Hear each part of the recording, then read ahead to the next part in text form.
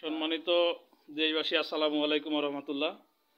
আমি এই মুহূর্তে আছি দিনাজপুর জেলার বীরগঞ্জ থানার অন্তর্বর্তী ইউনিয়ন ৭ নং মোহাম্মদপুর ইউনিয়নের ১ নং ওয়ার্ড তলতবাড়ি শাহপাড়া আর রহমান ইউনিয়ন মাদ্রাসায়।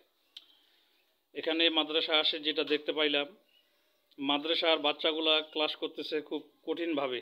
এখানে একটি মাদ্রাসা করা হয়েছে, এটা ৩য় জামাত, দোতলা করা হয়েছে। কমিটির খুব কষ্ট করে টাকা দিয়ে দোতলাটি করছে, মাদ্রাসাটি প্রতিষ্ঠানটি করছে, এবং টাকার জন্য বর্তমানে ফ্যান নিতে পারতেছে না। এই যে দেখেন, ফ্যান নাই, খুব কষ্ট করে বাচ্চাগুলো ক্লাস করতেছে।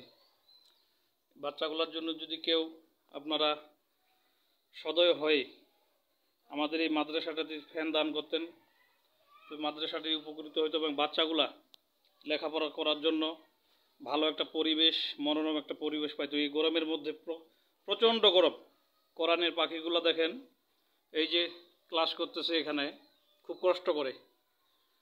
আমরা ফ্যান দিয়েও থাকতে পারি না, আর দেখেন কোরআনের পাখিগুলো, বাচ্চাগুলা কত সুন্দরভাবে সারিবদ্ধ হয়ে এখানে ক্লাস করতেছে। বাবা, তোমাদের কি সমস্যা বলো তো? তোমাদের কি সমস্যা এখানে বলো তো? আমাদের ফ্যান নাই, আমাদের খুব গরম করতেছে। খুব গরম না? তোমার কি সমস্যা?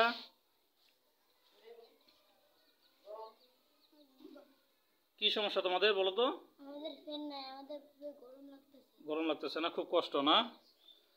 আমি এখন চলে যাব এখানকার যিনারা দায়িত্বে আছেন। আমাদের এখানে 6জন শিক্ষক আছে।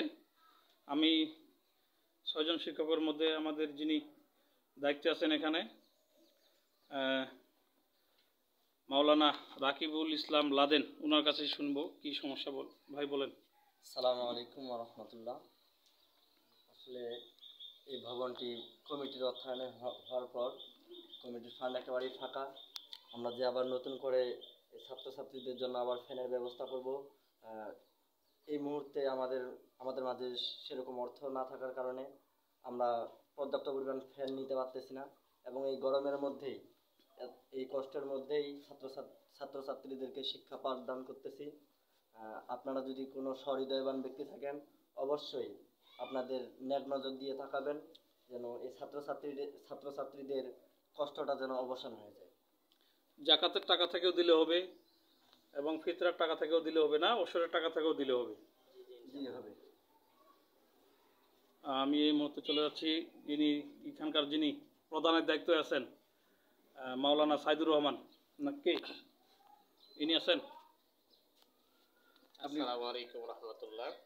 তো আমাদের মাদ্রাসাটা 2023 সাল থেকে চলতেছে, আর স্থাপিত হয়েছে 2019 সালে।